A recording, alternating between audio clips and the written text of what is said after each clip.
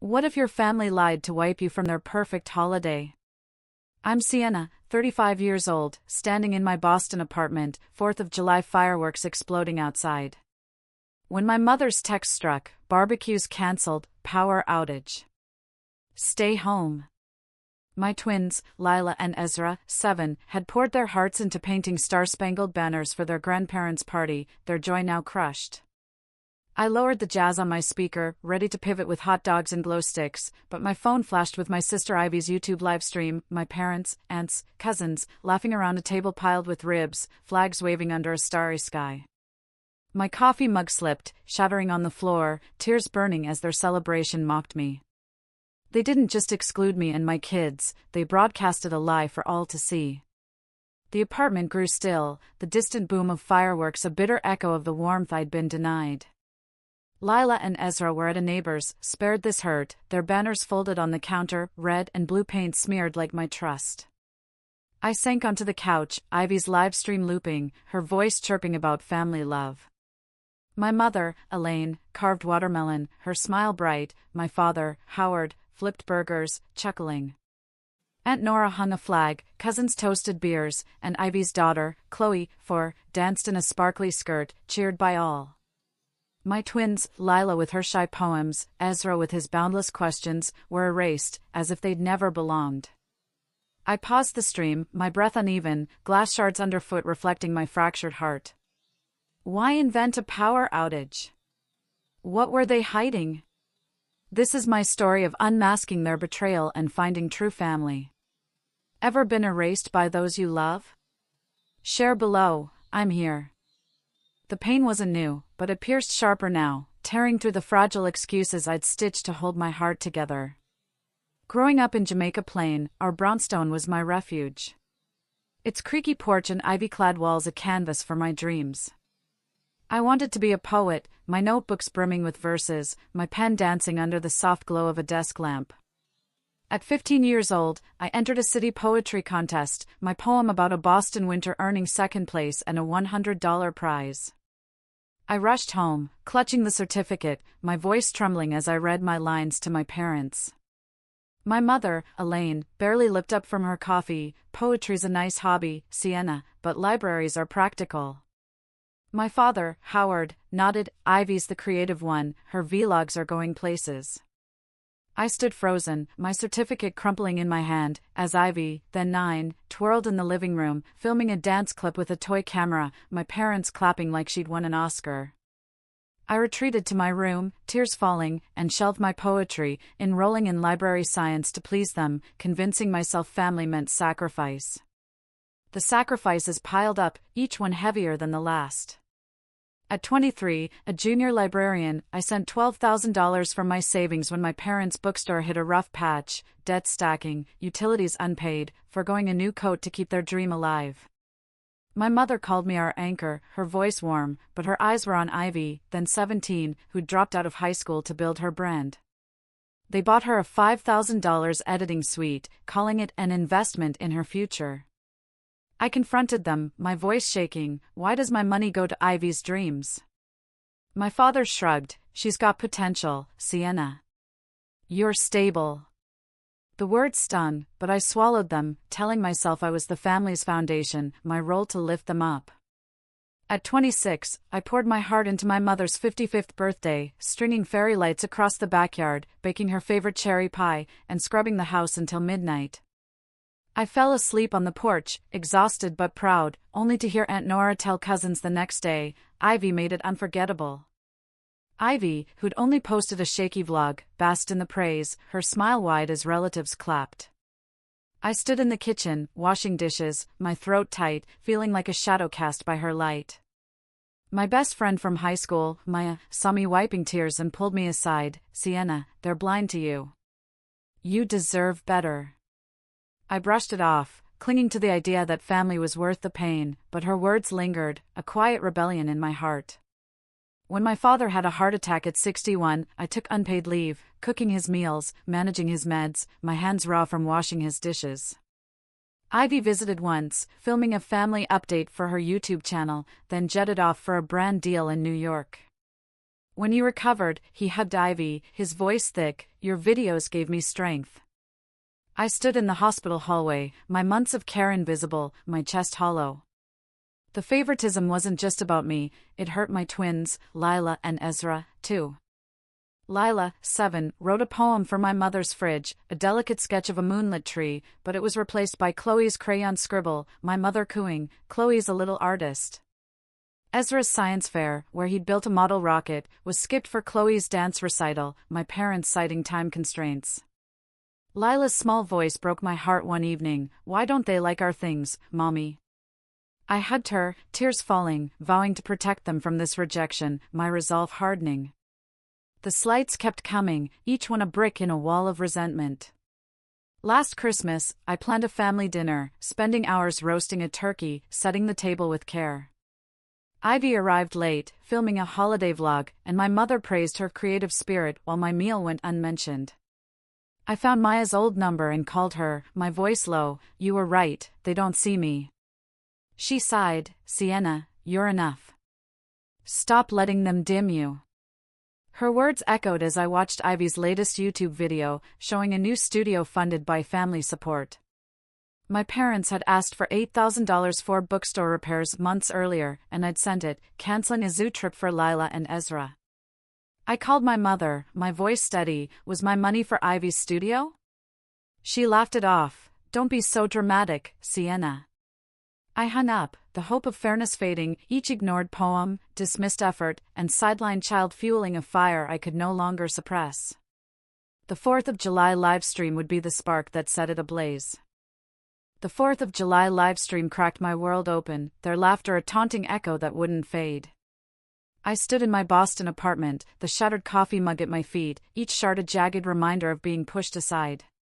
The power outage excuse wasn't a mistake, it was a deliberate lie, and I needed to know how deep it ran. I sank onto the couch, my laptop glowing, and opened Ivy's YouTube channel, my heart pounding like a drum. Her videos told a story my family had hidden, a Cape Cod getaway last summer, captioned Family Retreat. One I'd been told was cancelled due to bad weather. My father's 70th birthday, a glittering rooftop party, not the quiet dinner they'd claimed. I scrolled through old texts, my mother's words stark, Sienna, don't come to our anniversary, too hectic. Yet Cousin Henry's Instagram showed a yacht cruise, Ivy vlogging under twinkling lights, my absence erased from their perfect frame. My hands shook as the truth sank in, they hadn't forgotten me, they'd planned to exclude me. I opened my email, desperate for answers, and found a missent voicemail from my mother, meant for Ivy, dated 2 months ago. Her voice was casual, chilling. Family fund update, $100,000 for your tour, Sienna's payments cover it. My stomach twisted, bile rising. The family fund was my money, $20,000 for their mortgage 3 years ago, $15,000 for back taxes, $10,000 for urgent repairs, sacrifices I'd made thinking I was saving our family's bookstore, our legacy. I dug through my files, pulling a bank statement I'd kept for taxes, my breath catching as I traced $100,000 in transfers to an account linked to Ivy's brand. Each transaction was a betrayal, $5,000 here, $10,000 there, funding Ivy's Miami trips, her glossy vlogs, her rented studio glowing in her videos. I sat back, the numbers blurring through tears, my trust in family crumbling like ash. At work the next day, I confided in Jade, a coworker who'd become a friend, her sharp eyes catching my trembling hands as I showed her the voicemail. We sat in the library's break room, the hum of fluorescent lights overhead, coffee cups forgotten on the table. Sienna, this isn't just favoritism, it's theft, she said, her voice low but firm. My uncle did this to my mom, funneled her inheritance to his kids. You need to dig deeper. Her words lit a spark, pushing past my shock. I asked about my grandmother's will, remembering Aunt Nora's cryptic hint at the last family gathering, ask about her estate, Sienna. Jade nodded, urging me to check old records, her own experience fueling her conviction, families like this hide things. Don't let them bury you. That night, I stayed late at the library, the silence of the stacks wrapping around me like a shield. I searched my personal email archive, my fingers flying over the keyboard, and found a scanned letter from my grandmother, sent to me before her death 5 years ago. The paper's creases were visible even in the digital copy, her elegant handwriting a ghost of her love. Sienna, my trust is for you and your twins. Guard it, they'll try to take it. My throat tightened, her warning clear now. She'd known my parents' bias, seen Ivy's shadow over me. I saved the letter, my resolve hardening like steel.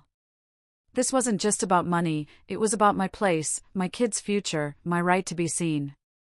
I cross-referenced the bank statement with Ivy's videos, each frame a piece of the puzzle. A vlog from March showed her new tour van, caption thanks, fam. Purchased a week after my $10,000 repair transfer. Another video, from last fall, flaunted a lighting rig, bought days after my $8,000 emergency contribution. The lies stacked up, each one a brick in a wall they'd built to keep me out. I called Maya, my high school friend, her voice steady over the phone. Sienna, you've given them everything, your money, your heart. They don't deserve you. Her words echoed Jade's, fanning the fire in my chest. I wasn't just hurt, I was angry, ready to tear down their facade.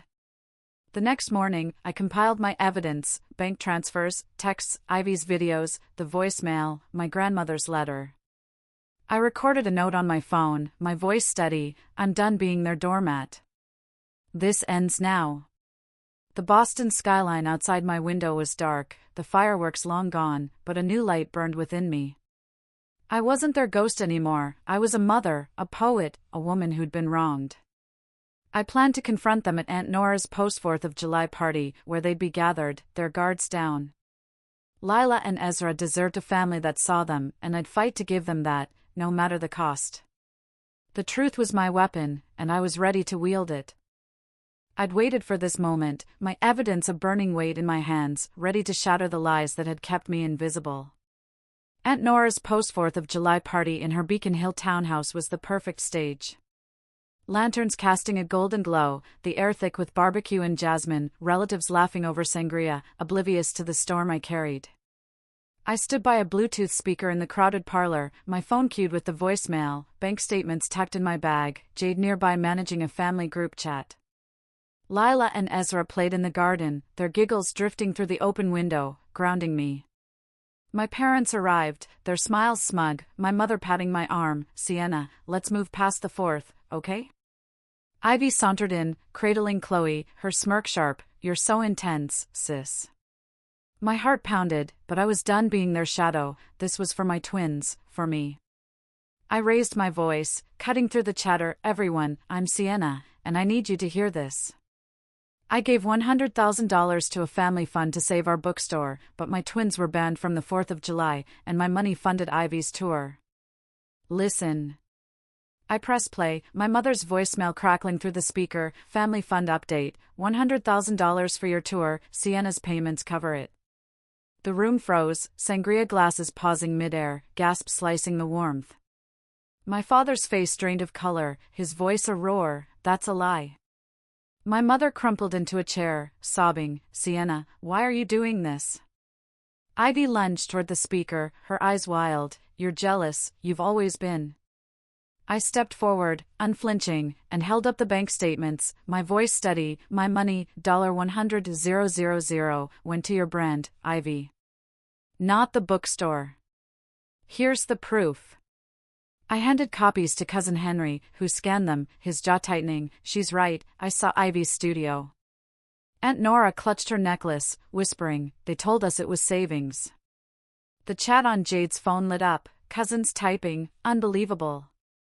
Sienna, we're with you. My mother wailed, her tears theatrical. We meant to help everyone. My father charged toward me, his face red, but Jade blocked him, her voice sharp. Back off, Howard. Ivy yanked the speaker's cord, silencing the voicemail, but I held up my phone, replaying it, then showed texts about the yacht cruise they'd excluded me from. You lied to erase us, I said, tears streaming, my voice a blade. You stole my money, my trust, my kid's place in this family. Uncle Martin, a family friend who'd always played peacemaker, stepped in, his hands raised. Sienna, let's calm down. Ivy's just chasing her dream, don't tear the family apart. I turned to him, my voice trembling but fierce. Her dream was built on my sacrifice, Martin. Where's my dream? Where's Lila and Ezra's? He faltered, his eyes dropping, unable to answer. Cousin Vera, Ivy's staunch ally, pushed through the crowd, her voice shrill. You're selfish, Sienna, airing this in public. I faced her, my heart racing. Selfish? They stole from me, Vera. They banned my kids. What's selfish is their lies. The crowd murmured, some nodding, others whispering, the air electric with division. Jade sent the voicemail and statements to the chat, her fingers flying, the notifications pinging like gunfire. Sienna's telling the truth. This is shameful. My father's voice boomed, his words a final dagger. You're no daughter of mine. The room spun, his rejection searing, but I stood tall, my twins' faces in my mind. Ivy stormed toward the door, dragging Chloe, who was crying, her voice venomous. You'll regret this, Sienna. My mother reached for me, sobbing, we didn't mean to hurt you, but I stepped back, her touch hollow. Henry grabbed my hand, his voice low, I'm with you, Sienna. We all should have seen this. The chat hit 80 messages, relatives unfollowing my parents' social media, neighbors texting they'd boycott the bookstore. My mother's apologies drowned in the crowd's murmurs, her face pale as the truth spread like wildfire. I stood there, my heart raw but unbroken, the weight of years lifting. I wasn't just exposing their lies, I was claiming my voice, my worth, for the first time. The lanterns flickered, the barbecue smoke curling, but I felt a clarity sharper than any firework. Lila and Ezra deserved a family that saw them, and I'd given them my strength. The crowd's eyes were on me, some shocked, some proud, and I knew this was only the beginning. My fight wasn't over, but I'd lit a spark they couldn't extinguish. The confrontation at Aunt Nora's left my heart pounding, the air still crackling with the truth I'd unleashed. My family's lies lay exposed, their denials drowned by the crowd's murmurs, but I knew this was only the beginning. 3 days later, Cousin Henry knocked on my Boston apartment door, his face heavy with guilt, a manila folder clutched in his hands. Sienna, there's more you need to know, he said, his voice low, eyes avoiding mine. We sat on my couch, Lila and Ezra asleep in their room, the city's hum a faint backdrop. He slid the folder toward me, his hands trembling. Your grandmother's trust, $200,000, meant for you and the twins. Your mom forged your signature to redirect it to Ivy's brand. My breath caught, the betrayal slicing deeper than the $100,000 I'd already uncovered. The documents showed $150,000 for Ivy's equipment, cameras, lights, a tour van, and $50,000 for her marketing. Henry's voice broke. I knew last year but didn't speak up. I thought it'd blow over. I failed you, Sienna. Tears welled in his eyes, and I wanted to hate him, but his honesty held me back. I clutched the papers, my grandmother's love stolen, her trust in me defiled. I drove to her grave that evening, the Boston wind sharp, cutting through my coat. The cemetery was quiet, her headstone etched with ivy, a nod to her love for our Jamaica Plain home. I knelt, tracing her name, whispering, I'm sorry I didn't see it sooner. Her letter from my library archive flashed in my mind, guard it, Sienna, and I felt her strength, her belief in me, urging me forward. My parents had taken more than money, they'd erased her legacy, my twins' future. I sat there, the grass damp under my knees, wrestling with guilt. Could I have stopped this earlier? A memory of my mother's rare smile, praising my cherry pie years ago, flickered, tempting me to forgive. But Lila's tearful question, why don't they like our things? And Ezra's unpraised rocket model hardened my heart. For them, I'd fight, no matter the cost. Back home, I dug deeper, my laptop screen casting a cold glow. I found an email from my grandmother, sent to my old college account, buried in a folder I rarely checked. Her words were firm, Sienna, my trust is for you, not Ivy. I've seen how they favor her. Protect your twins. Attached was a draft of her will, naming me and Lila and Ezra as beneficiaries, dated a month before her death. My mother's signature, forged, appeared on a transfer document dated a year later. The evidence was undeniable, each line a stab of betrayal. I saved the email, my hands steady, the fire from Aunt Nora's party still burning. This wasn't just about me, it was about honoring my grandmother, giving my kids the security she'd wanted for us. The next morning, I called Jade, my voice shaking with resolve. We met at a coffee shop, the clink of cups a soft contrast to my racing heart. Jade, it's worse than we thought, I said, showing her the trust documents. She scanned them, her eyes narrowing. This is fraud, Sienna. My uncle's case was like this, my mom sued and won. You need a lawyer. She texted me Lena's number, a friend from her book club who specialized in family law. I called Lena that afternoon, her voice calm but sharp over the phone. Sienna, with this evidence, voicemail, bank statements, trust documents, your grandmother's email, you have a strong case. We can recover the funds and hold them accountable. Her certainty anchored me, a lifeline in the storm. I spent days compiling every piece of evidence, each bank transfer, text, and video a brick in my case. Henry sent more documents, his guilt driving him to help, including an email from my mother to Ivy. Sienna's money covers the van, don't mention it. The betrayal stung anew, but I channeled it into action. One evening, I sat with Lila and Ezra, their crayons scattered on the kitchen table. Lila drew a bird, Ezra a rocket, their laughter a balm. I taught them a short poem I'd written years ago, about a tree reaching for the sky. Lila recited it, her voice clear, Ezra stumbling but grinning. You're poets, just like me, I told them, my eyes wet. Their pride, their trust, fueled me. I couldn't let my parents' lies dim their light. I wrestled with one last doubt, could I face my family in court? My father's words, you're no daughter, echoed, a wound that lingered. But my grandmother's letter, Henry's regret, and my twins' drawings pushed me forward. I wasn't just fighting for money, I was breaking a cycle of betrayal, showing Lila and Ezra what it meant to stand up. Lena filed the lawsuit the next week, her email confirming, we're ready, Sienna. This is your justice. The Boston skyline glittered outside, but my focus was inward, my heart set on a future where my twins and I were seen. The fight was far from over, but I'd taken the first step, my grandmother's love guiding me. The lawsuit was a battlefield, each court date a step through fire, but I walked it for my twins, for my grandmother, for the woman I was becoming. Lena, my lawyer, led with precision, presenting the voicemail, bank statements, trust documents, and my grandmother's email in a Boston courtroom. Henry testified, his voice steady as he detailed my mother's forgery, his regret raw, I should have spoken sooner. The judge's gavel fell like thunder, my parents were ordered to repay $180,000 of the $200,000 trust, with fines for fraud. Their bookstore was seized, sold to cover debts, the news headlines stark, Boston couple defrauds daughter of inheritance. Ivy's brand imploded, her tour van repossessed, her YouTube channel silent after sponsors fled. My mother called, sobbing, Sienna, we're sorry, please stop. I hung up, her tears no longer my burden. Lena's text sealed it, you won, Sienna. You're free.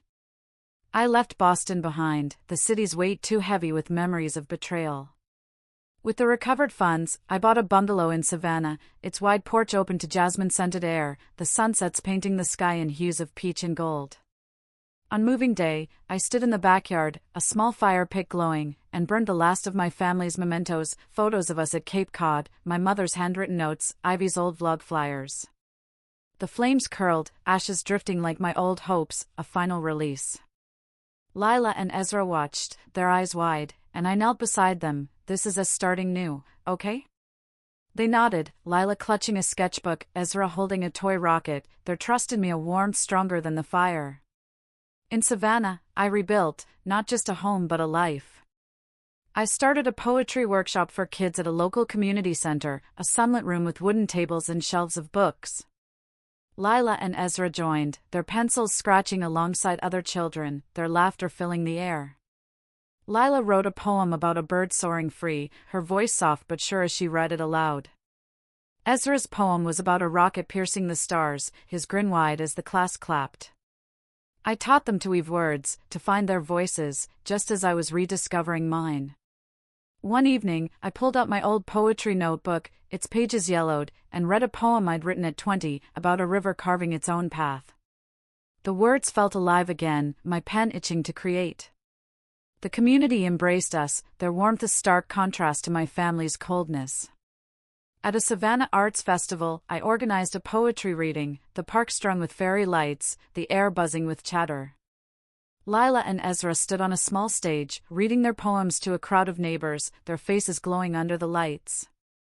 I watched, tears pricking, as strangers clapped, their pride in my twins a gift my parents never gave.